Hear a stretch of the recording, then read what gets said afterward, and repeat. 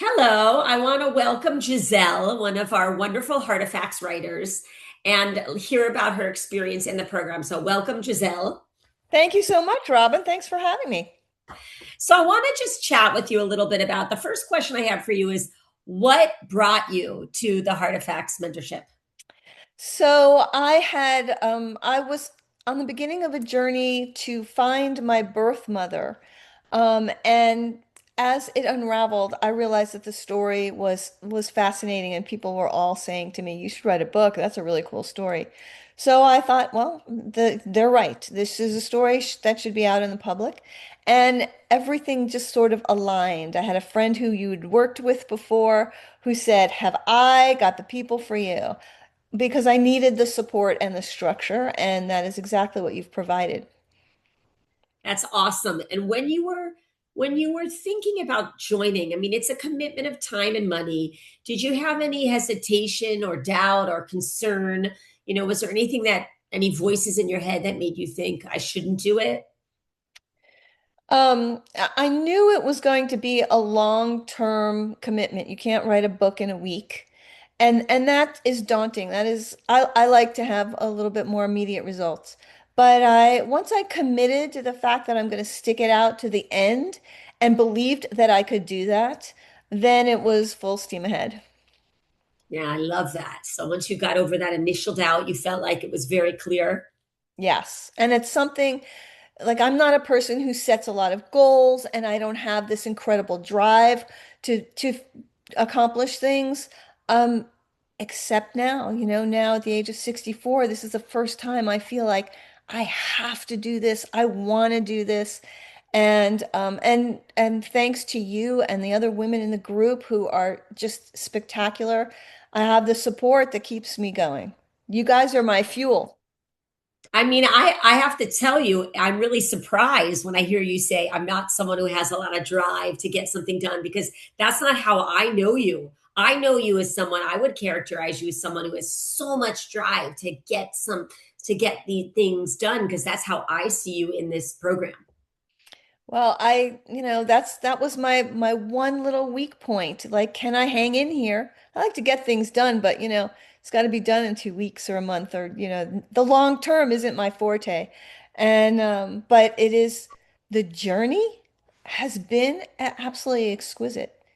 And the self-discovery through writing is what I did not expect. It's been an incredibly enriching experience. Wow. Well, that's a good segue into my next question, which is what surprised you most about really the program or about yourself in the program? I think what surprised me most is how the scope of my book grew and changed. It expanded. I'm kind of like building the airplane while I'm flying. I had continued on this journey while I was writing about it, so I didn't know how it was going to end. I didn't know what twists and turns I was going to encounter, and the self-reflection that I didn't start out with. I mean, I think I started out with a rather naive understanding about what it was going to be to write a book, and I thought I knew what it was going to be about, and it's turned out to be way bigger, way deeper, and quite frankly, I think more meaningful as I've gone on. Wow. Um, I love how I feel like you're reaching into the next area of each question as I'm asking you, because I was going to ask you what shifted in your writing during the Heartifacts program. Um, that's a great question because now I've almost completed all the research and all the writing, and I'm going back and looking at things I wrote 9 months ago. My writing is completely different. My writing is much more articulated, I think, much more descriptive. I kind of somewhere in the last 9 months, I think I kind of found my groove as a writer. My writing is less naive. And like I was saying before, it's also more emotional, it's deeper, it's more honest. Wow. Yes, I really I love to hear about that journey from maybe being more at at the top into dropping deeper into what the words really mean and what you really want to say. And what you can do with words, what kind of picture you can paint, what kind of environment you want to convey. I think I'm a painter and a sculptor in my other parts of my life, and to see words as a something you can paint with, painting a situation, painting an emotional feeling. Um, I, I found once I realized that I can use words in that way, that there was a shift in how I wrote. Wow, that's awesome. And would you say there's been a shift in your life in as a result of doing this work? I would. I call myself a writer. And I really am like connected to this identity and I love it. Hmm.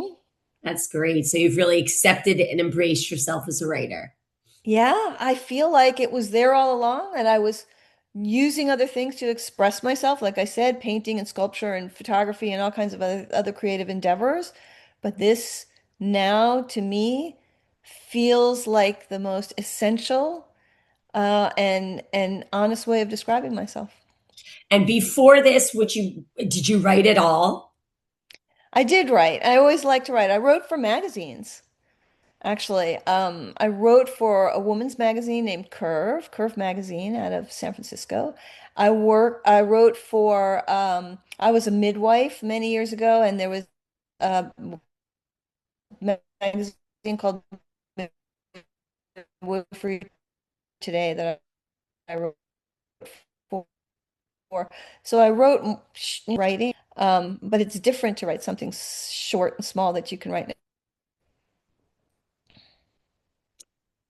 You broke up there for a second, but I think I got it.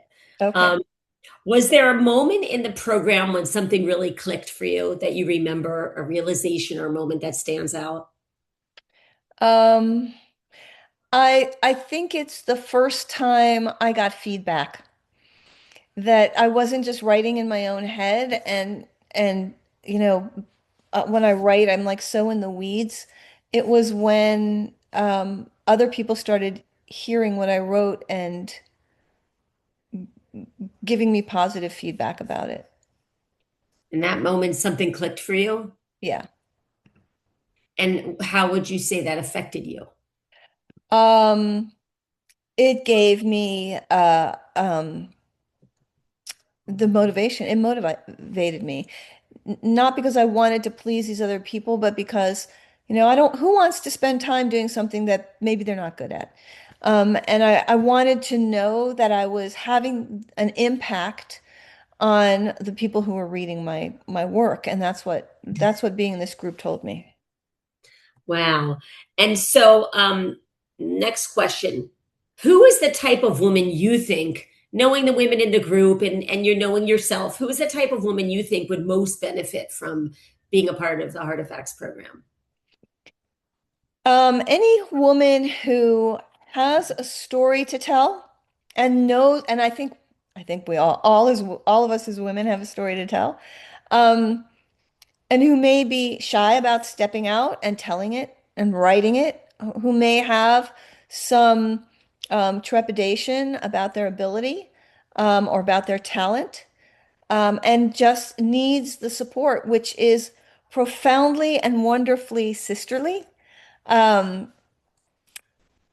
I think if you're just on the fence, that this group will support you into stepping fully into your project. That's awesome. And my last question was, what would you say to a woman who feels like she has a story inside of her, but she doesn't know where to start? And I ask this question because I do meet with a lot of women who do feel that they have a story inside of them. But to the point you made before, they either don't know where to start or there's something holding them back. I would say it's often doubt or fear. So often people have been told their story isn't important or they're not a good writer. I don't always know what it is, but it's like I do meet often with women who I can feel their desire to want to join, but there's something that really holds them back, but they know they have a story inside of them. And if you could speak to the person who kind of feels the pressure of, I know I have a story inside, but I don't know what to do, what would be your message? So I think don't overthink it. Don't get in your head. Just do it. You have nothing to risk. You have nothing to lose. And my mom used to tell me, my mother, who is profoundly wise, used to tell me, in a year or in 2 years or 5 years, if you don't do it, you have nothing. If you do do it, then you will have that under your belt. You will have that behind you and with you all of your life. So just do it. And don't, encircle yourself with people who are uplifting and positive and who will be the wind under your wings. And that, I think, this group certainly fulfills those things. Um, and don't sit in the why nots.